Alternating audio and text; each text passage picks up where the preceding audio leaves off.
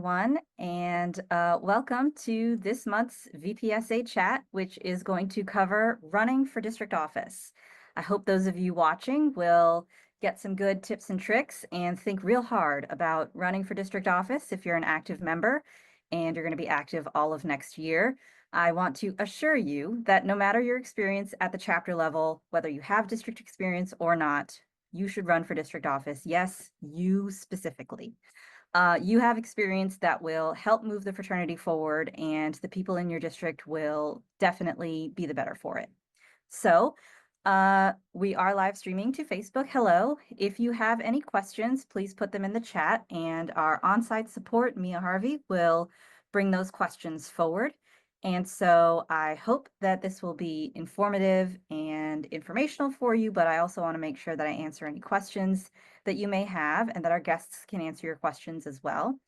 And normally for these VPSA chats, I don't speak much. I leave the guests to be the ones answering the questions, but since I served as district governor for 6 years, I probably will do a little bit more interjecting than I usually do. So I appreciate everyone for being here and listening to all that we have to say. Before we get started, I'm going to have all of our guests introduce themselves, and we're going to start with Hunter. Hi everyone, my name is Hunter Olden. I am an active in the Delta chapter at OU. I'm the Southwest District member at large. I deal with social media for the Southwest District. And a fun thing I like to do is I like to read a lot, but I'm also learning how to crochet.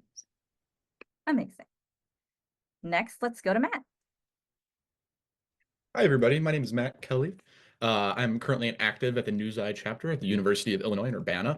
I serve as the North Central District Secretary Treasurer, and I'm also the president of the Newseye chapter. And for fun outside of the fraternity, I like to play a lot of chess and run, even when it's very cold outside. Got to keep it up. All right, next, let's go to Akilah. Hi everyone, my name is Akilah Thomas. I am a current North Central District Governor. I graduated from Bowling Green State University, which is the Beta Kappa chapter of Kappa Kappa Psi.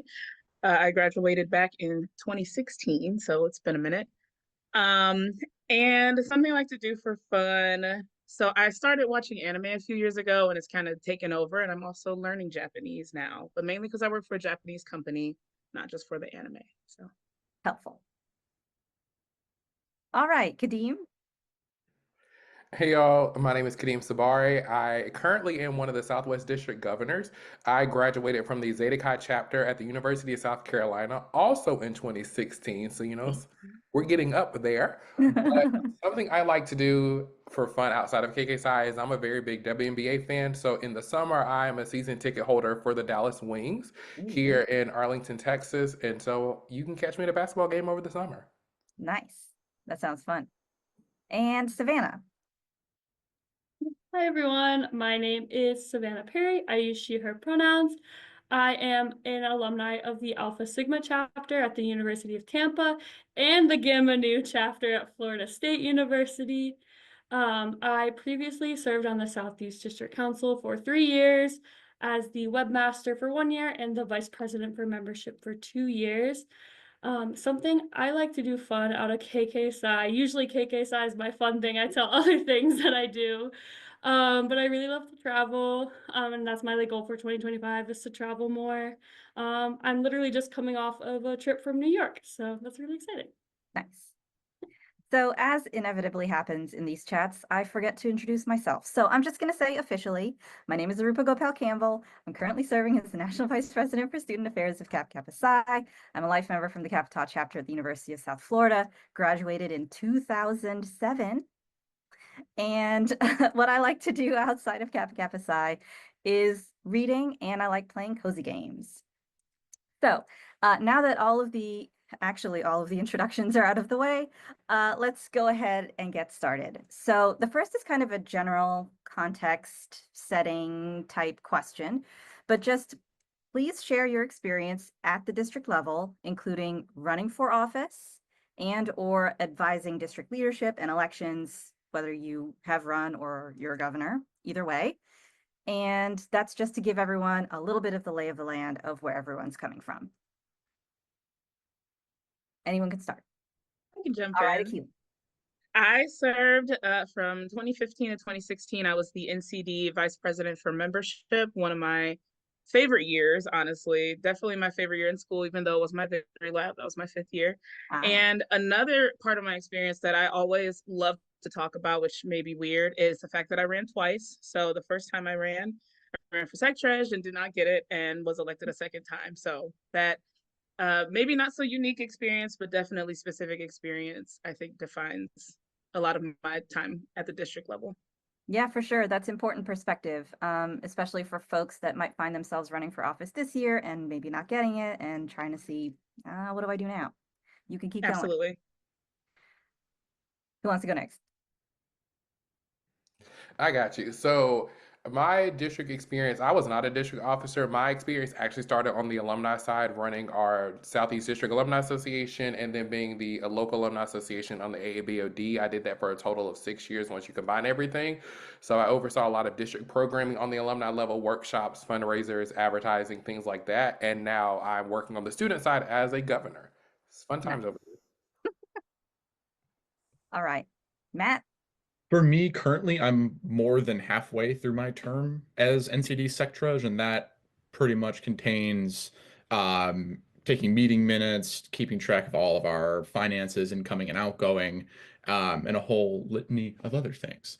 I also ran twice. The first time was unsuccessful. The second time, I'm here now, EA.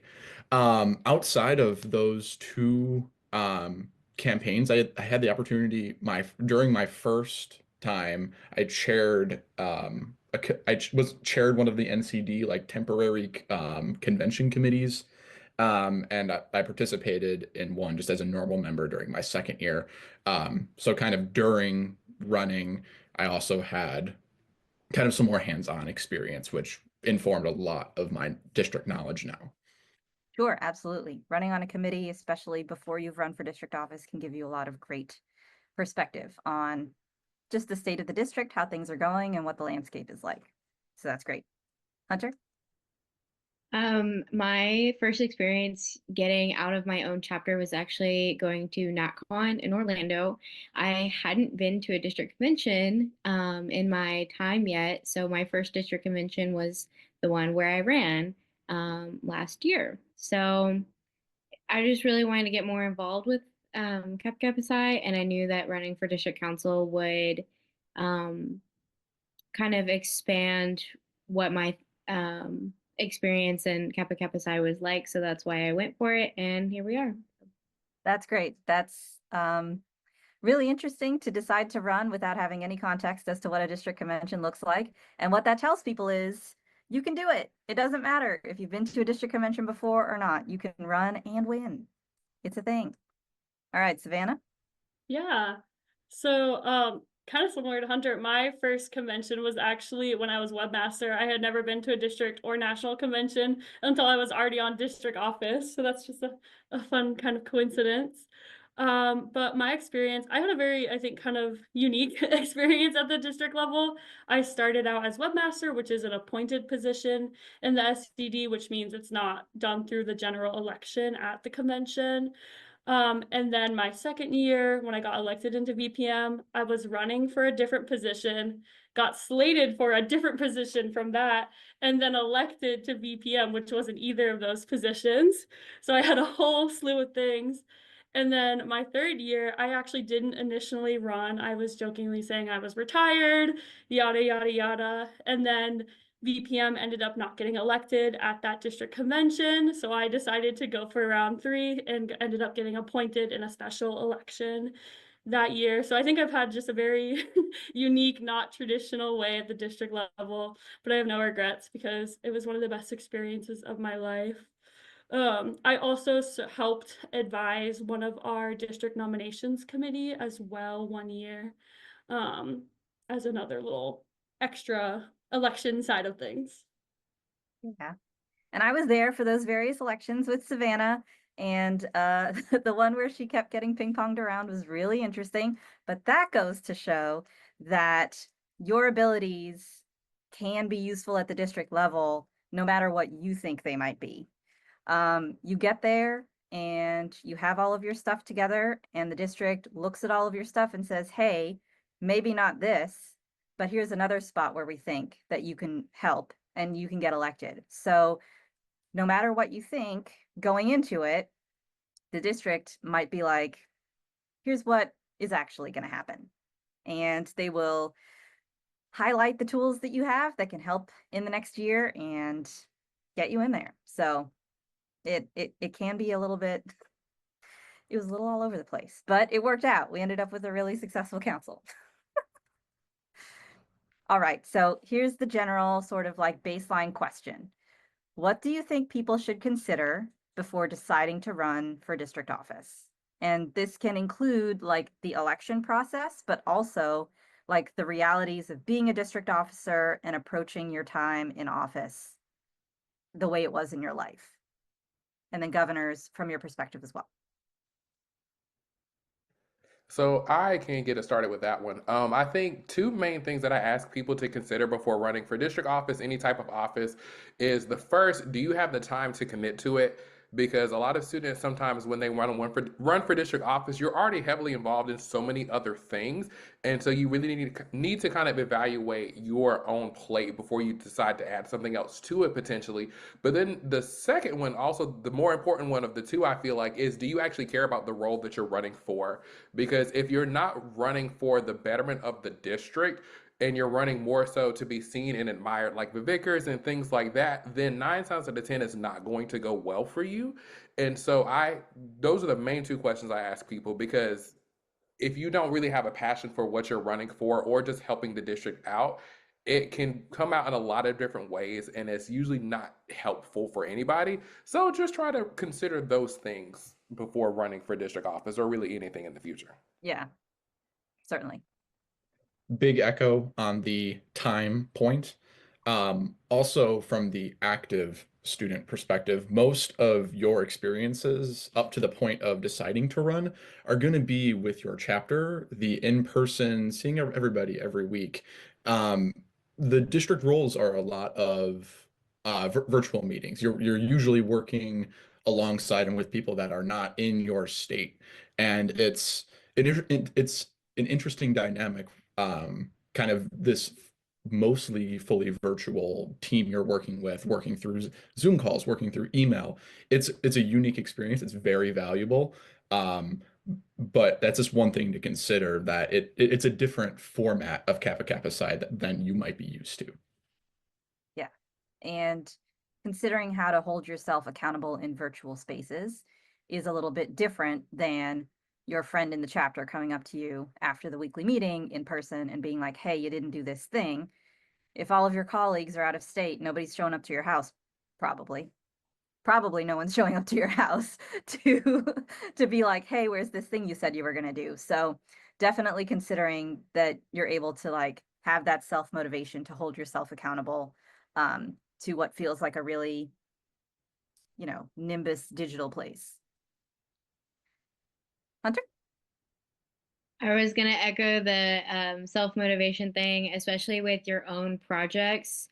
Whenever you want to get your projects and your plans done that you put together and spend all this time considering, you want to make sure that you have the self-motivation to create those things out of thin air, and make sure that you are also really communicative with your teammates so that they can get their plans done as well, because they might not run on the same timeline that you do. They may do work at a different time, and then they may text you at a different time in their day than what you may do and text them.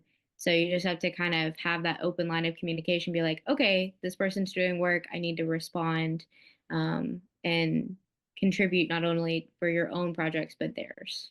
Right. Would you say that, and this is for Hunter because you were just talking, would you say that you would need to commit to be more communicative with these virtual partners that you have across the district than you would be to like your in-person folks, like making sure that you respond to that text message, right back to that email, all that kind of thing? Yes. I make it point to respond rather quickly whenever it's something that's a district message, because they may not see it right away, and you won't be able to go up to them and be like, hey, did you Right. see my message? Right. Because that's just not how it works in this kind of role. Right. So having that communication piece and being responsive is something else to consider. Is that something that you're going to be able to do? Yes. I want to echo what Kadeem was saying about why are you running for office. My two biggest things when it comes to that is why, like again, like you said, why are you running? And also your what. What do you want to get out of it? What do you want the district to get out of you being in that position? What can you bring to that position or to the council as a whole? Because I think those are really formative questions and ideas to think about when it comes to building your packet and what you want to, what platform you want to run on, and what you can bring for the district and what the district can get out of you as well. Because I found like when you have a clear idea of all of those things, it's a lot easier to get your ideas across, your plans across, and just you're better able to communicate with those at the district level because they see that you know what you want, you know your why. And I found that to be really beneficial. Yeah, that's great. I want to add to that piece that again that why is so huge, because when we talk about the why and we talk about the accountability, if you have a strong why, it will power you through that time obstacle. So I think that's extremely important to have those in the correct order. I also wanted to add that when you're preparing, one of the things is you not only want to think about your goals. The question I always ask for anyone that's a potential candidate is, what do you want the district to look like at the end of your term?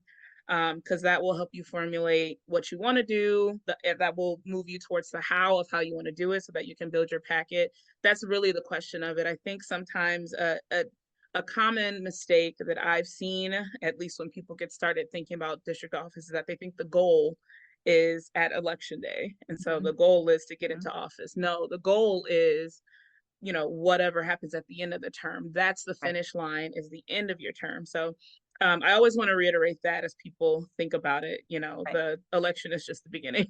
Right. I tend to use the analogy of it's like when you're getting married. People think the goal is the wedding, and it's like, nope, the goal is the marriage part. The wedding is just like the making it happen part. So you got to think about it a little bit long term. So does anyone have anything else they want to add on that point before we move on? Anything else to consider? Cool. So the next question is, what seems to be the biggest barrier to people running for district office? And in your answers, if you could also address the time piece, because I feel like having the time available is a lot of the times a big barrier to people, but I also want people to know that it is achievable. It is a thing that you can do. I can start with this one. There's a few um, personal, I want to say like social barriers that are usually big blockers. Number one being usually you have to get up at district convention and talk in front of everybody. Sometimes I think my first time up there, my legs were just like trembling. I think I knocked over a banner walking up to the stage. It was embarrassing. I don't remember what I said. That being Akilah doesn't said, it's remember either. completely It's fine. manageable. Everyone in that room like wants to hear what you have to say, and they are supporting you. They want you to go up there and say what you want to, and they want to hear you. Um, the other barrier is the material barrier, is gathering your materials. You're looking at a blank Google Doc, trying to put together your thoughts, and sometimes that's very difficult. And you're trying to be unique in what you want to bring, and you're trying to think of all these new initiatives and stuff. And sometimes your own mind is the biggest obstacle. With that, trust your gut. You know your own values. Don't overthink. Like, don't try and reinvent everything that the district is doing. Right. A lot of the time, you don't have the time to do all of that. That's right. Um, And then one more barrier from, at least from me talking with some of my peers in the NCD, sometimes the district council is viewed from the outside as this big thing, and it's all these mega powerful students. No, we're just people who have sent in a few documents and have just been on some meetings, Right, and we're actives just like everyone else. right. It's a very approachable thing, and it is very doable and very enjoyable. And anybody who has either served on a district council or has in the past would be glad to talk to you about anything, and will push you in the right direction. Right. So I want to build on that, talking to people who have done it before. Whoever that, whoever's position that you might be looking to apply for, to run for, that person in the position right now wants to talk to you about it and how they approach things. The governors also want to help you. They're happy to look at materials, whatever you need. And then, Matt, I want to ask you to follow up on the timepiece, since you are both on the district council and president of your chapter. So there is a little bit of a dichotomy of people thinking, if I run for district office, and I get it, I don't want to be a chapter officer. But then there are people who do both, like you are. So can you talk to that a little bit? Yeah, it is completely manageable, even being a chapter president at the same time. In calendar time, in meetings, you're gonna have every week probably a few hours that are in meetings, and you have to do a handful of things that are outside of that. The biggest item with that is just having your ducks in a row, knowing what you need to get done, probably a week or two in advance, and just being able to plan your time and knowing your workload, um, and saying no to things when you need to. Right. It is completely manageable just with a little bit of just organizational effort. And it's very fulfilling being able to have an impact on two separate entities in the fraternity at the same time. Right. So you think a handful of hours, some meetings, a handful of hours a week, some meetings during the month on top of what you're already doing. Yeah, I would say for me personally, I probably spend about like during the school year, not during this break time, but about Yeah. 3 hours in meetings, in chapter meetings, in a district council meeting, meeting with the chapter executive board, and then maybe 2 or 3 hours outside of that, working on making agendas, organizing things, Right. idle thinking. But And as everything else, there are busier times and quieter times. So it's not always going to be exactly the same thing and crazy all the time. Who'd like to go next? I can kind of jump off of what Matt said because I know he mentioned part of like the psychological thing, and I think for me that's the biggest barrier I've seen for people running for district office is just the psychological thing. I feel like people will find so many reasons to convince themselves as to why they shouldn't run, whether it's, oh, I don't have time, oh, I need to make sure my chapter's good, X, Y, and Z. At the end of the day, you need to do what you want to do and what you think is best for you. If you want the experience of being a district officer, you need to run for Right. district office. Like at the end of the day, you just have to do it. And it's a life lesson that will take you very far because if you want to advance in your career and volunteer for professional organizations, if you get the experience of doing it in college and running for an office, it makes your adult life so much easier. And you also don't want to be the adult that has so many regrets about their college experience. And part of the reason why I was not a district officer is because I convinced myself I didn't have time to do it. And thinking back, yeah, I had Right. plenty of time because you spend so much time sitting in like the student union for 3 hours doing what? Right. Nothing. What was I You, doing? you could have done so many other things and planned your time around still seeing your friends in X, Y, and Z. So I think for me, that's the biggest barrier. It's just like the psychological aspect of Right. it is really not that. It's not that serious, y'all. It's gonna be okay. Even if you Right. don't get elected, you still did the process. Right. And It is still professional development mhm. at the end of the day, no matter what the outcome is. And, the other thing I want to say about that is, we come out of district conventions without certain offices being filled sometimes. And we send out a call for people to apply. and then we get like 12 people applying for things. And that's part of that psychological barrier of not wanting to do it in person. But I also think that people come to convention and then they see the district officers and what they're doing and get some context in person, in real life, and think, oh, wait, no, I can actually do that. And then they end up applying. And so that's why I'm going to keep emphasizing reaching out to current district council members, talking to them about their experience, talking to the governors to give yourself a little bit of like a, okay, here's what the actual picture is before you decide, I can't do that. Because most of the time, you probably can. Who'd like to go next? All right, Hunter. My biggest barrier whenever I was deciding whether or not to go for it was the psychological thing as well. It took a workshop held at my own university for me to communicate with other brothers from the district to go, oh, I definitely want to do this. Yeah. And being able to interact with people in those workshop settings is really motivating. So I would emphasize that you go to those as they come up and you're interested.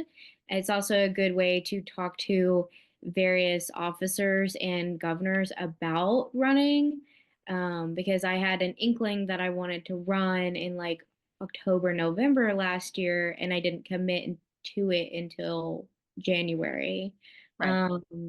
You don't have to have those connections to be elected, though. You just have to believe in what you want to do Right. and be able to express that to people at district convention. And if you believe in it, it's very easy for brothers to see like Right. that person knows what they're doing, they want to serve, and then you get elected and Right. get to do it.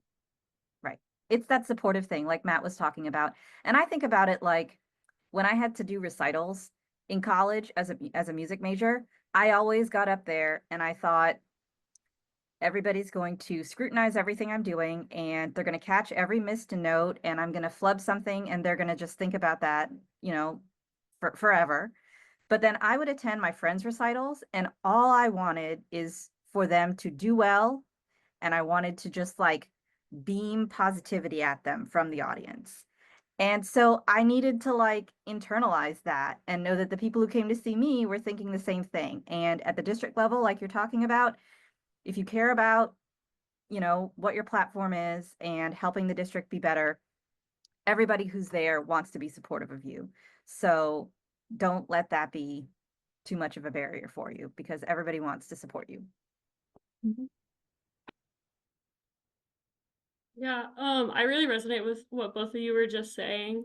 Because my like biggest barrier when I was initially applying for webmaster was I just like felt a lot of imposter syndrome, both just like for the position itself, but also just the district level of it. I hadn't been super involved with the district at that point. My chapter hadn't been super involved with the district at that point. So as I was going through this and debating whether I wanted to apply or anything, I was just thinking about like, why would they want me who hasn't really done that much at the moment? Or my chapter hasn't really done that much at the moment. Like, why would they want someone like that? But really just knowing that like that doesn't matter because you're making the effort to have that connection and that experience now. And that's all that really matters is that you're putting that effort forward. And I learned that again, it didn't matter. I ended up getting appointed and not having any of that experience. And it was an amazing experience. And I myself got a lot, obviously, because I was on district council, but got a lot more involved in the district. But I was able to help my chapter get a lot more involved in the district, and my friends from other chapters get a lot more involved in the district.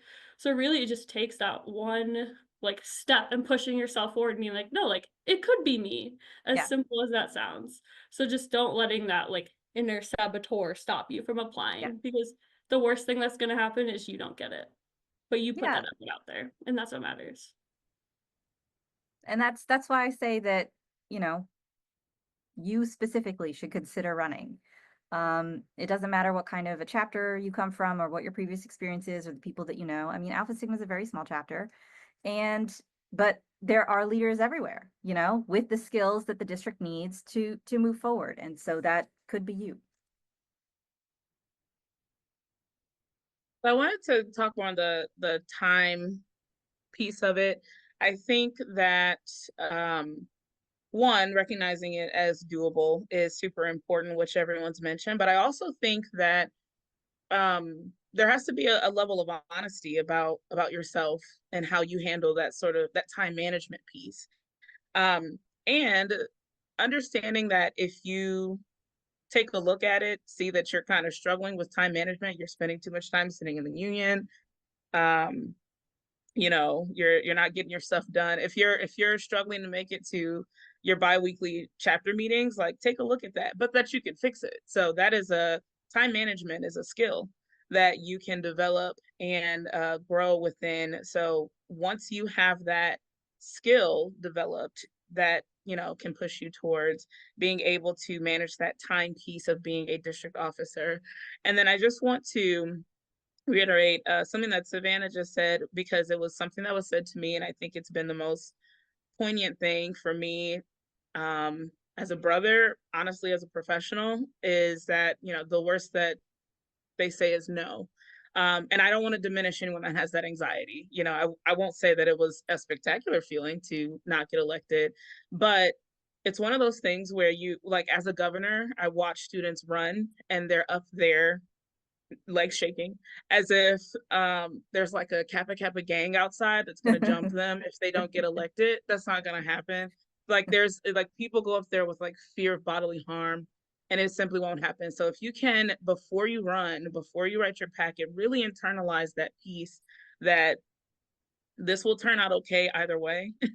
Then I think once you can, work to rid yourself of those anxieties, then a lot of the other pieces will come more easily. You can build your packet with the freedom of saying, like, I'm just going to put the things that I believe and that I want to see happen in my goals, my philosophies about KKSI. I can let my passion show in this packet. That's so much easier to do when you're not thinking that someone's going to beat you up if you don't get elected. Right. 100%. Anything else on this point? Any other barriers that we should make sure we talk about? I do feel like sometimes people don't run because they just don't know what a specific office even does. So I'm going to suggest that you read your district's constitution, where there usually will be a description of what each officer does. And from there, reach out to the current person serving in that position. They want to talk to you about it. And when we talk about district programming, like workshops or things that talk about running for district office, or maybe leadership in general, if your district isn't currently planning anything like that, reach out and ask if they will.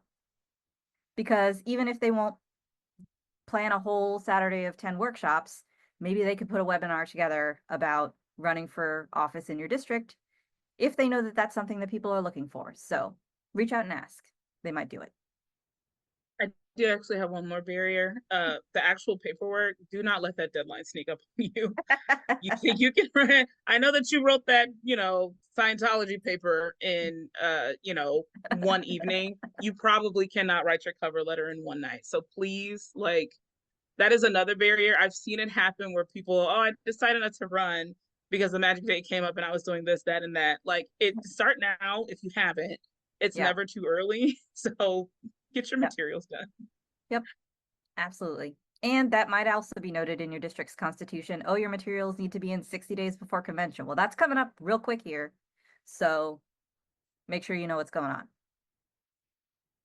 All right, so next I'd like everyone to talk about a little bit of the specifics of running for office in their district, what the application process is like, what kind of materials people generally need to prepare, and any suggestions you have about those materials.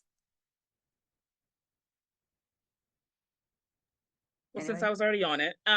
So for the North Central District, 45 days in advance, which we have historically called the magic date, there's a lot of things due, but one of the things that's due is your initial packet, which just consists of your cover letter, your resume, your fraternal resume, and oh, what am I missing? It's a third piece. Any letters of recommendation or something from a sponsor or director of So not yet for letters of recommendation. That's at 30 days for us. So, well, those are the main pieces that cover, oh, your goals. That's what it is. Yeah. So you have your cover letter, your fraternal resume, and a brief listing of your goals. At 30 days is when you need those recommendation letters, one from your chapter sponsor, one from your chapter. And then you need the finalized version of those original pieces. So this may be different for everyone. I know for me, the two longest pieces were the recommendation letters. I don't know how responsive your director of bands is, but they're very busy people typically. So reach out to them far in advance for a letter. You know, look at how your chapter does those things. My chapter voted on whether or not we gave a chapter recommendation letter. So again, well in advance.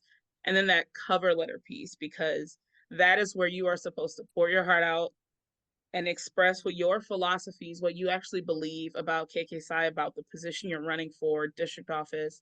Like, do that piece well in advance so that you have time to mull it over and really think about it so that your passion comes through. So as the HR professional, I'm going to ask your opinion. What are the important things that need in that cover letter? So in the cover letter, so the cover letter again that's your opening speech. That's your State of the Union address, I like to call it. That and your fraternal resume are going to be the best pieces to kind of express, to show your experience, to show especially other students how you'll be as an officer. And I'll definitely say the fraternal resume, I think, is a piece that sometimes trips people up because they don't know quite what to put on it. Like, put things that are, again, solely relevant to the fraternity on there. So everything's relevant. List all the bands that you were a part of, that, you know, that scholarship that you got for being in band, things like that. But in your cover letter, you should be spending that time talking about, this is what I see in the district. This is what I want to see in the district. This is how I believe we can get there. And this is how I believe I can help us get there. That's kind of a quick rundown of what cover letters should kind of look like. Great. And it might be called something different from district to district, a letter of intent, a cover letter, something like that. Usually you're going to have some kind of statement involved that you're going to need to make. Cool.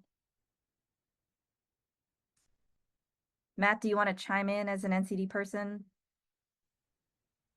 With the NCD, and I'm pretty sure a handful of other districts do this, but there's an interview portion with your nominations committee. Do not overlook that part. You're going to be thinking a lot about your documents and what you're writing in them, but also maybe with a fresh set of eyes, have someone else look at that and ask you questions based on items that are in there to kind of prepare yourself for this interview. Again, the interviews with students, they're not trying to trip you up, but just be prepared to be able to talk about things that you've written about, like, oh, why this? How are you going to do X, Y, or Z? Right. And just be prepared to elaborate and explain. Right. I think the how question is the one that comes up the most often, because people will say a lot of wonderful, flowery things in cover letters or letters of intent, and oftentimes the nominations committee is going to want to know how you plan to do those things. Anyone next? Savanna. Yeah, so SED was, again, fairly similar to what has all been talked about, like the fraternal resume. I also personally submitted a regular resume. I don't think it was required, but I just submitted it anyways. It's good practice. Yeah. A letter of recommendation from your director of bands or sponsor. We also had a letter of recommendation from the chapter. This was typically done by like the chapter president, but like if you were chapter president, you could have another person write it for you. And then like your letter of intent and platform, like Akilah said, like, who are you? Why are you running? What do you want to do? How are you going to do it? And we also just had a biography and a headshot as well that was submitted, just so as like the district is announcing, here's who's running for council, the district can get to know you on a little personal level and just put like names to faces and things like that. And there is the nominations committee interview as well. Yeah, there's a nomination committee meeting, and then also at convention there's like a Q&A with the district. You have a chance to give a speech going over your platform, things like that as well. So at convention you will have time to elaborate on things and talk to people in person, which is important. And often, and correct me if the NCD is different, the nominations committee interview is like close to convention. like a couple of weeks before, right? Hello. So Hello. for the Southwest, we, similar to most people, cover page, letter of intent, letters of recommendation from the DOB and sponsor. If they're the same person, great, that's one less for you. Chapter recommendation, resumes required, and your platform. You do need to send that to us. We are very clear about how we want you to send it. Send it in one PDF. We tell you how to do that if you don't know how to combine PDFs. So we tell you how to do everything. We also send out an email well in advance before everything is due. We typically constitutionally have to send out an email to the entire district regarding committee forms, election packets when they're due. So you get told plenty of times how that usually works. And we also do a how to run for district office. So you get the deadline and everything plenty of times in advance. One thing that we do before you're even allowed to start campaigning is we have to look at your packet, review it, give you feedback on it, and we have to approve your packet. So that's something that the Southwest does. I don't know if other people do it because I don't live in your districts. I'm sorry to y'all. But I think that's a very helpful tool for anybody running for district office is reviewing the packet and approving it because like Matt mentioned when you first started, we don't want y'all trying to reinvent the wheel when Right. it comes to how things are going to operate in the district. And then with the nominations committee, you also have an interview with them close to district convention. And then when you're at the convention, you also get to talk to the students, do a quick Q&A if they have any questions about your platform, things like that. And you can also talk to them throughout the entirety of the convention as well. We're not going to bar you from doing anything like that. Hunter, since you just ran and got elected, did I miss anything? Was there something I missed about what y'all was supposed to do? I think that's all good. One thing to note was that I personally wrote like a 5-minute speech. You don't have that amount of time for the Southwest District. You got like 2 minutes or less for Right. your speech, and then like 3 to 5 minutes for questions. Um, I heard how much time it was for the speech, and I went, "Oh, okay, so let's go edit that real quick on the spot." Yeah. I would also recommend I use Canva to put everything like together for mine. So you can add like a color scheme. You can add some subtle designs. Don't go overboard if you're gonna do like little fancy things. Don't let it be extravagant, but you can have flair. So that's all I Sure. got. And the thing with that is, if you put too much pressure on yourself for making something pretty, you might not spend the time that you need on the actual materials themselves, like the cover letter and the actual stuff in your resume. So try not to, weigh yourself out too much about how it looks because it's ultimately it's the content that matters the most. Yeah. Would I be able to ask a question to the governors? Hunter just brought up the speeches. Sometimes you come prepared with a speech for the position that you ran for, and sometimes the nomination committee puts you into a different role. What should someone do if they prepared things for one role and all of a sudden the district is telling them to go for a different role? Run away. I'm screaming. Oh, the pivot. I love it. Go ahead, Kadeem. Well, I think the slate is not necessarily like you're not pigeonholed into you can only run for this if you are slated for something else. Now, is it a panic? You can panic if you are slated for something that you had no idea. That is a completely valid feeling to be like, oh, so I actually do need to potentially prepare for this. But I would not say if you get slated for something else, immediately throw out your packet because you still have the opportunity to win that election, even if you weren't slated for it. So I think that's something important to remember when it comes to what a slate does. A slate is just what the committee thinks is the best recommendation for the council, but it's not necessarily what has to happen. And a lot of times it's not what happens at all. So I think that's something that maybe a misconception about what a slate does. And like I said, it's really just the recommendation of the committee. So don't throw away those speeches just because you didn't get slated for what you put in the packet for. You'll still need it. I also want to throw in that when you're deciding to run, I think the correct order is I want to run for office, then deciding what I want to run for.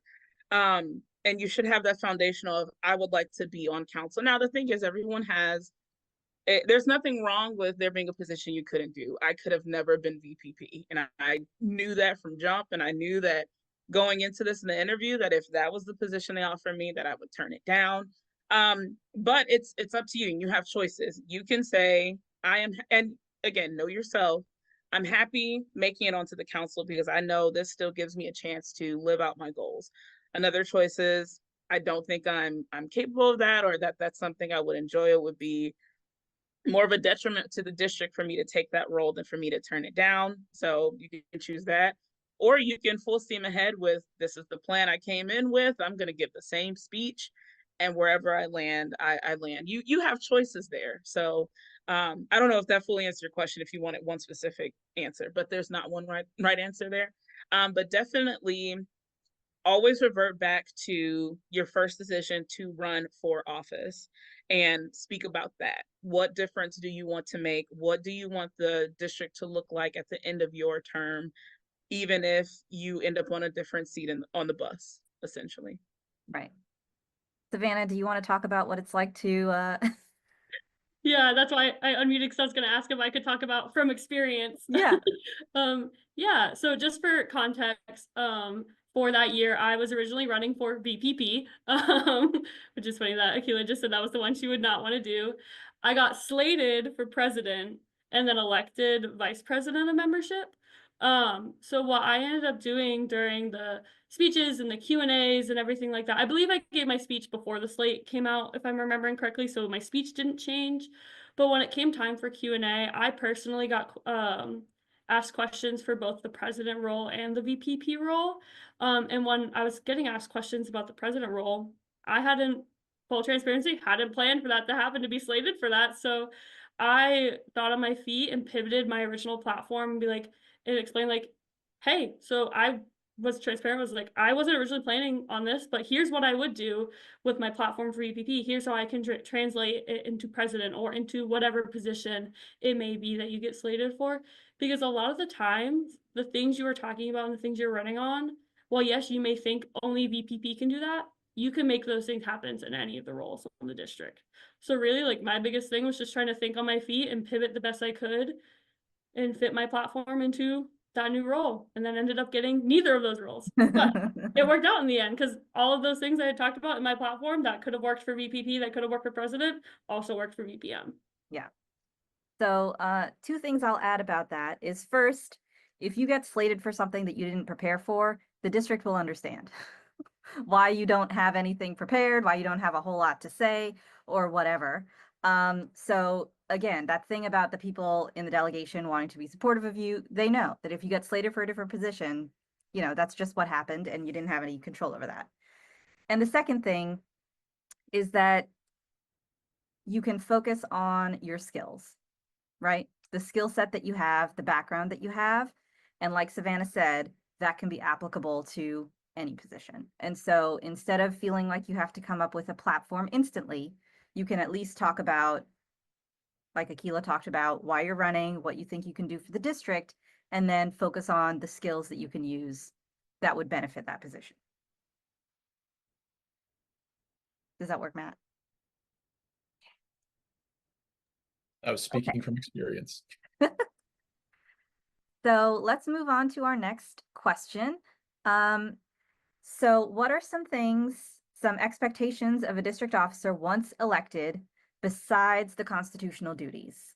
We talked a little bit already about the time involved, maybe a general timeline of your year, how things go, anything someone might not think about. The next question that I have is about soft skills, which I think we've already talked about as well. So, you know, being communicative and responding when people need it from you and working with people in virtual spaces. So let's combine both those questions. What are some expectations outside of constitutional duties that district officers kind of have to live up to in their term? So I'll say, oh, sorry, go ahead, Savannah. I will say from a governor's standpoint is that the expectation from us is that instead of looking at it as vertical, president, VPs, on down, that you look at it as each of you is horizontal and you're all presidents of your own piece of this district. I think that mindset, I think the students that come with that mindset, we see all of the soft skills that are needed. We see the leadership and the taking initiative. We see people that are, you know, even things like public speaking, getting comfortable in front of the district. I think people that come in with that mindset of I am the president over this particular aspect of running the district, we see a lot more success there. That's great. Thank you.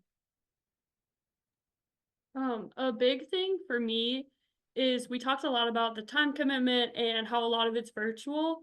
There also are some in-person expected things of you that are just important to keep in mind. Like your district convention, you're the ones leading and planning and executing that whole thing. So it's expected that you're able to attend that in person. Obviously, there's exceptions for emergencies or things like that, but going into that position, that is expected of you.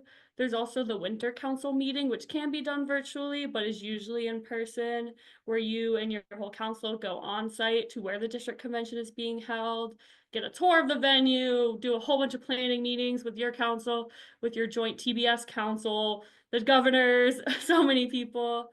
And also depending on your district and your position, there may be other either in-person or sometimes virtual commitments, like in the SED. We have our membership education retreat and district leadership conference, which over the past few years have been held virtually, but in the past they had been held in person. So just some things to keep in mind that aren't necessarily outwardly said in the constitutional things, but are expected of you. Yeah, it is expected that if there are district events and you're on the district council, that you should be there. Yeah. One thing, like, yes, I'm the sec treasurer for the NCD, but the NCD also runs these other events. And for us, we develop programming for them and run these events. So while our president is the one that is like the main point person for our district convention, all these other one-day events are taken care of by the rest of the council because the president, they're busy. A big thing that I've just found out besides my normal being knee deep in Google Drive is helping everyone else. While you don't have a lot going on, um, developing your relations with the rest of your council and just learning how they work and what they need, because that's how everything gets accomplished the best. Most of my work has not been on my actual role. It's been in assisting wherever I could be needed. So, yes, you do have the constitutional stuff, but a big part of it is just staying heads up and just seeing what other folks need. Yep, we definitely have our district councils set up as team efforts. You have your things that you do in your officer position, but everybody helps out everybody to make sure that everything is kind of even. And like a secretary treasurer isn't busy all the time with secretarying and treasuring, but they can help in other ways. They have other skills. They're their own chapter's presidents. There are things that they can help with other stuff. So keeping that sort of team aspect in mind. Yeah, and then like kind of jumping with the team aspect, especially like Southwest, a lot of our stuff is very collaborative. So you like, for instance, with Hunter and what she does as member at large and our vice president of programs, and then the sec treasurer, we do a monthly newsletter, and that requires 3 people because it has to get posted and sent out in different places. So a lot of things you wouldn't think are individuals, a lot of things that some may think are individual tasks are actually very collaborative, and people rely on you to do your job so they can do their job. So that's something that, again, you may not expect as a district officer. But also, I feel like this doesn't need to be said, but it also does. You have to work over your academic breaks. Like, there's a lot of stuff that goes on over the summer and in the winter break. For instance, Southwest, we host an event over the summer. Like, you have to do things. And we host a lot of in-person things. So, like, you're not required to be at all of them, but the more you can be at, the better as a district officer. But yeah, we do a lot of strategic planning in the district in those academic breaks. So if you're someone who you know is like, the summer girl, I'm on the beach, then again, like Akilah's mentioned, maybe you need to kind of sometimes look at those priorities and what you want to do. So yeah, there's a lot of stuff that goes on in those 2 huge academic breaks that you have during the school year. Absolutely. Hunter. With the collaboration, sometimes you're not just collaborating with your own officers, but you also have to collaborate with your counterparts in Tau Beta Sigma, especially for promotion of events, because you want those events to obviously be a success. Often you have to promote those together to get a good representation of both sides of that to those events. So it takes a village to organize those events, and we're all just little parts of that village working together to get it done. One of the soft skills that I've learned in my role is how to problem solve with compassion, because we interact with chapters on a one-to-one basis. So we all have a handful that we communicate deadlines to and whatnot. And so sometimes problems come up and you have to sit there and give the information, but understand and recognize like how that affected them and show like, hey, I care that like this is a problem that came up. Here's the information so that we can solve this together and move forward, doing the job that we need to do on both sides of the coin. Absolutely. I do feel like generally giving people the benefit of the doubt and having some grace with things is going to help out in these kinds of spaces where, again, we're not seeing each other in person every day and all of that. So we're all just trying to make it work in this virtual space. Any other thoughts about expectations or soft skills or any of those? I just like that Kadeem said, you have to do things, which I think Yeah. should just be the tagline of this entire chat. Yeah, Because absolutely. it's all encompassing, as simple as it is. Mm-hmm. You do have to do things, ultimately. Savanna? Yeah, I thought of a couple other things as people were talking. One thing that I like expected but also still caught me off guard at the same time was people are going to ask you questions about the most broad and or the most niche things. And all in between that. And there's going to be a lot of times where you don't know those answers, and that's okay. There was so many times where I would get an email from someone at some chapter asking about some insert thing they were having, and I would have no idea. I would forward it to Arupa and the other SED govs, or I would, if I knew it was specifically someone at HQ that had the answer, I would forward it to them. You have those people in your back pocket to help you when you don't know the questions or don't know the answers to the questions. And like, that's so okay. And I remember when I first started and would get those questions, I would be like scared to ask for the answers because in my head I was like, I should know this, but like it's so okay to not know the answers. And then two soft skills I thought of that are really important are one, just being open-minded. I think that's just a good soft skill for life in general, but especially in this role, because everyone's going to have different ideas and different experiences. And that's what's beautiful about this position, is getting to work with all those different ideas and different experiences, but just making sure you're going into everything, especially as we said, it's such a collaborative experience, like going in with an open mind. And while yes, you may have your one idea and you may think that one idea is incredible, someone else may have a different idea and their idea may also be incredible. So really just going into an open mind with everything. And then also, this is just a little tip. If you get elected or appointed, please make an effort to get to know your council members outside of the council, because then it makes those council things so much more fun and so much more easy to do, especially when you have times when you're having disagreements or just seeing different ideas or things like that. Like when you have that bond outside of the council and just know each other as people, it just makes it so much more fun and so much more easier. And it's cheesy, but like my district council members are some of the best friends in my entire life now. So like just put that effort in and it'll just make that experience even that much better. Absolutely. And that, again, that's hard to achieve in a virtual space where you're not just like running into someone in the hallway. And so you kind of have to be intentional about making those connections of things outside of Kappa Kappa Psi. Thank you that very much for those.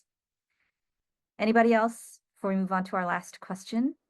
Ooh, last yeah. thing, to kind of add on to what Savannah was mentioning about you don't know the answer, because some people may not expect it, but if you are elected to the district council, people will take everything that you say as the word of law.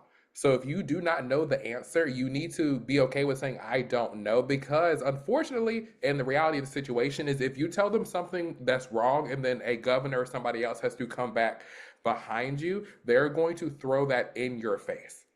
And that's just kind of the reality of the situation. So if you do not know the answer, we tell all of our district council members at the very beginning of their term, if you don't know, please send it to us because Yeah. we're more than happy to handle that. And sometimes you need what we call the adult-to-year adult or just the Yeah. adult. Yeah. So that's just kind of the reality of that situation. So learning to say, I don't know is your best friend. And sometimes we don't know and we have to go above the governor team. So yeah, if you don't know, it's okay. I will get you a button that says, I don't know. But if you Yeah. don't know, you just don't. Absolutely.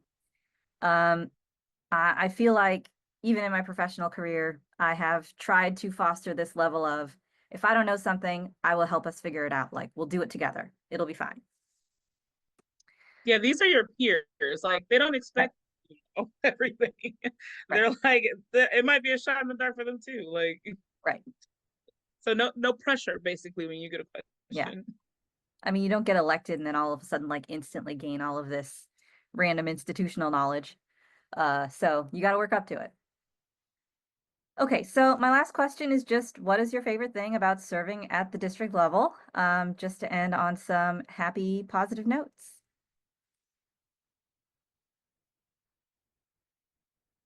Nobody has anything positive? Well, I've always thought of district as this kind of sweet spot. At the national level, there's a certain level, and I think a lot of national officers or national council members, current and past, would say that there's a level of disconnection from the student body, or that there can be, compared to district or chapter, of course. Because you want to get to everyone and you can't quite. At the chapter level, you're almost in a bubble, which has its benefits as well. There's definitely pros and cons on all three levels, I'll say. But you're kind of in this bubble. You're not doing so much exploration. You don't have so much of a scope.